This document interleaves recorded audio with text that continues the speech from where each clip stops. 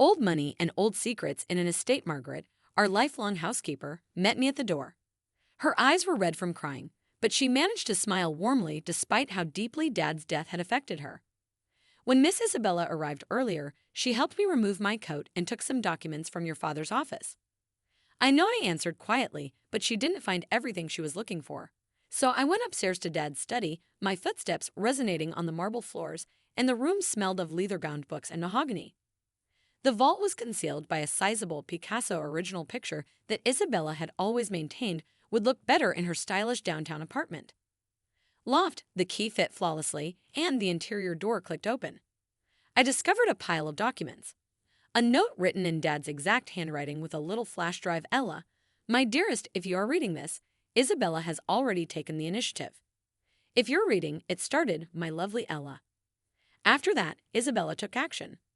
The letter disclosed all of the information Dad had gathered over the last 2 years about Isabella and Jared's manipulations. The hostile takeovers, insider trading, and fraudulent trials, but most significantly, he would have put protections in place to keep Carter Innovations out of their hands. I sat at my dad's desk and went through document after document. The emails, transaction logs, and meeting minutes on the flash drive provided a detailed picture of my sister's behavior. Isabella was more than just a driven individual. My phone buzzed with an incoming call from Isabella, who carelessly jeopardized the company's future for her own benefit. I put on voicemail and then concentrated on the final paragraph of Dad's letter. The company has the true will, vault that the ethics committee observed.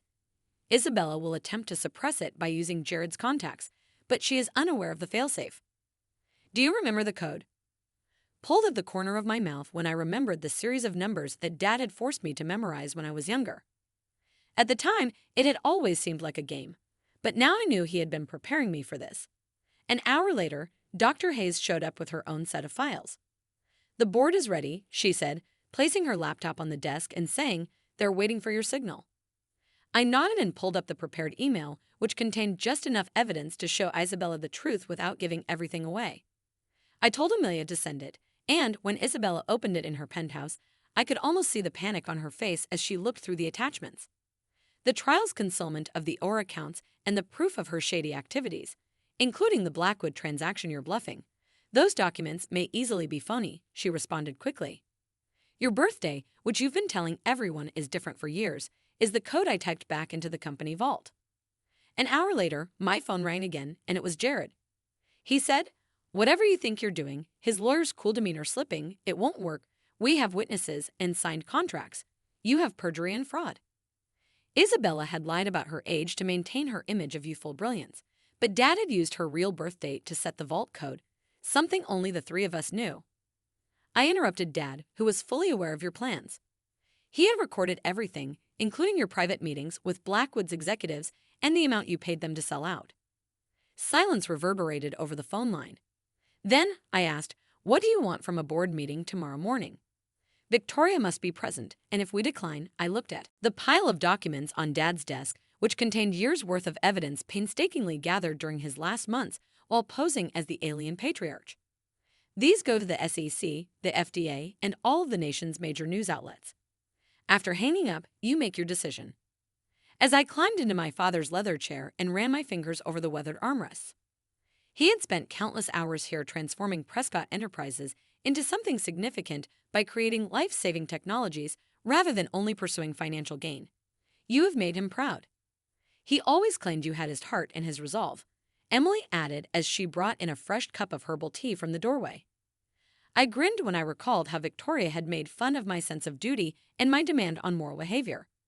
She had never realized that Dad was preparing me to be a leader who could uphold the company's mission rather than a cutthroat CEO. The following morning was chilly and overcast. I arrived at Prescott Enterprises early and parked in Dad's usual spot, which is now legally mine thanks to the real will. The lobby was silent as I passed the staff, who exchanged nervous and inquisitive looks.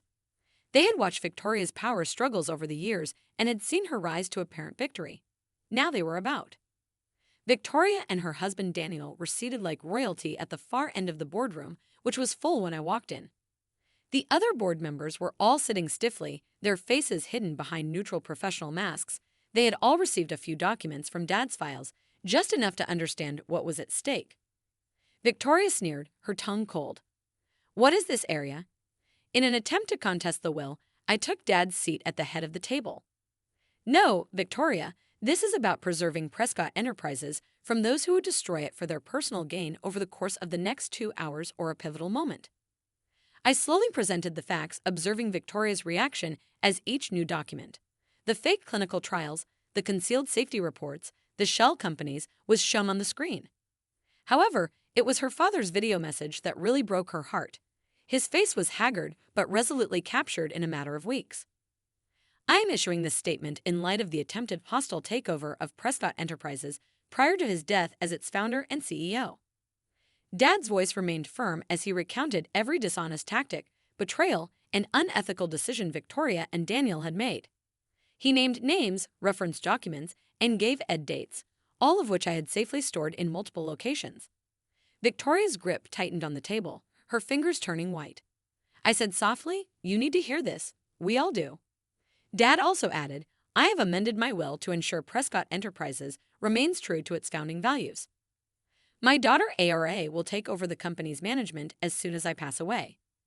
Daniel jumped to his feet, his face a mask of indignation. "This is ridiculous. We have a forged will that was officially performed." Dr. Claire Roberts stopped the signatory from moving copies of a forensic analysis across the table, was digitally altered, and we have concrete evidence that the boardroom exploded into chaos. Some members began frantically texting their lawyers, while others sat frozen in shock. Victoria glared at me, her flawless SCOD cracking. "You planned this." She spat at you and Dad scheming behind my back. "No, Victoria, you planned this. You were the one who made sure there would be consequences for every shady deal and betrayal." As security escorted them out of the building, Victoria gave me a final resentful glance and said, "You've destroyed everything." The following hour went by in a flurry of legal arguments and emergency votes, and by noon, Victoria and Daniel had been removed from the board pending a thorough investigation. The FBI was already gathering evidence of corporate fraud, and the FDA had been informed about the fabricated clinical trials. Prescott Enterprises cannot endure under your moral leadership. I considered all the lives that had been destroyed by the workers from the Crossfield acquisition. Patients hurt by the Rush DB trials and the small businesses they destroyed in order to enrich themselves in Victoria. The weeks that followed were busy as we recalled dangerous drugs, launched new safety studies, and contacted the companies Victoria had harmed. The stock initially took a hit, but as our dedication to doing the right thing became evident, ethical investors started to step forward. 6 months later, I sat in Dad's study, now mine, looking at the most recent financial reports. I said quietly, "I'm going to build something better, something Dad always wanted. An enterprise that makes a difference, not just a profit."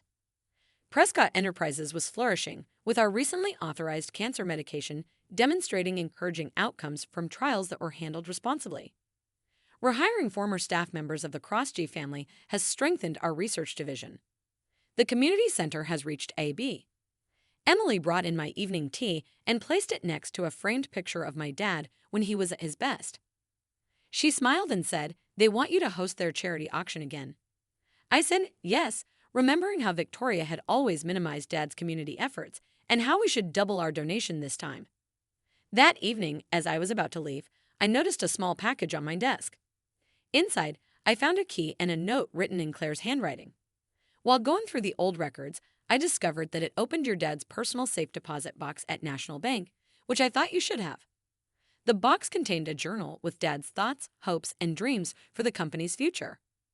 On the last page, written just days before he passed away, there was a note, "My dearest Aria," written just days before he passed away.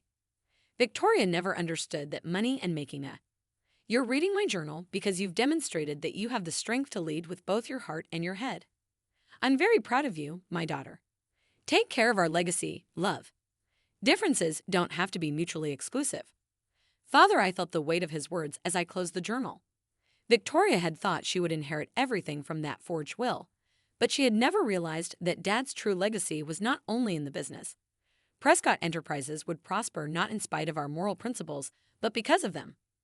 I also knew that Dad was grinning somewhere, watching his real hair create the future he had always dreamed of. Isabella slid into the seat across from me when the cafe was almost empty. Her leather tote bag thumped loudly as she set it on the table, and she pushed a stack of papers in my direction with her massive gold-ringed fingers. It's all ironclad with the diamonds gleaming in the harsh cafe lights. Dad amended his will a few weeks before he went away, and everything goes to me, she added, but the smile she gave me didn't quite reach her eyes. At the age of 31, I witnessed my younger sister attempt to carry out our father's last wishes by using the same icy precision she had used to control our family for as long as I could remember. Did you really think he would leave everything to you? My name is Ella Carter. I looked down at the way my sweet, generous Ella, who has dedicated her life to helping animal shelters rather than learning how to manage the business, continued to idly swirl the foam in her unfinished cappuccino. Gregory Carter, who battled a heart attack last month and left behind a digital empire worth billions of dollars, is glaring back at me with his father's autograph. This isn't his autograph, which Isabella was now attempting to claim as her own. Silently, I traced the scroll's harsh angles, which contrasted with our father's painstaking penmanship. Isabella's smile wavered when he asked his colleagues at the law office, who all saw you and your husband at work. Without flinching, I looked her in the eyes. This is the same company that has been vying for control of Carter Innovations for years. Unlike you, who most likely donate all of our profits to charity, Jared is a clever lawyer who knows what's best for the business. She lost her cool a little bit. I recalled the last time I had spoken to Dad, who had been pale and had a weak but crisp voice just days before his unexpected heart attack. "There's something in the vault in my office," he whispered, placing a key into my hand. "Vital in there. Wait until you need it, and you'll know when I haven't opened it yet." Isabella was sitting across from me, smiling over her seeming victory, and I knew that I should wait to open it. I was aware that the moment had arrived for you to hear something intriguing. As I sipped my chamama, I said while you were busy entertaining galas and managing your PR efforts, Malte Dad and I spoke a lot. Did you realize that he meticulously documented every board meeting, dubious transaction, and manipulative? Isabella's expression froze. What are you referring to, like the Blackwood affair? I went on to explain how you and Jared planned the hostile takeover, took the company's assets, and then let go of half of the employees. Dad was aware of it, so that's all business. Isabella waved her hand away from me, but I saw a glimmer of uncertainty in her eyes. Sometimes success requires making sacrifices, but what about the testing for safety to get the product approved by the FDA? You overlooked a drug trial that revealed harmful adverse effects in patients and covered it up. Her face went pale, so I got up and threw my napkin on the table. Well, I wait for the email. Isabella, as I left the cafe, my phone buzzed with a text from Dr. Amelia Hayes, our lead researcher at Carter Innovations. The files were ready, just give the go-ahead. I grinned, remembering the vault in my father's office and the hidden truths it held. My dad also left me something, but I'm guessing it's not what you expected. The drive to our family estate felt longer than usual, each mile heavy with the weight of what I was about to confront. Isabella had always underestimated me, viewing my kindness as a weakness and my morals as a flaw. She was unaware that Dad had taught me a different kind of business, one that prioritized integrity over profit. The sprawling mansion stood like a fortress.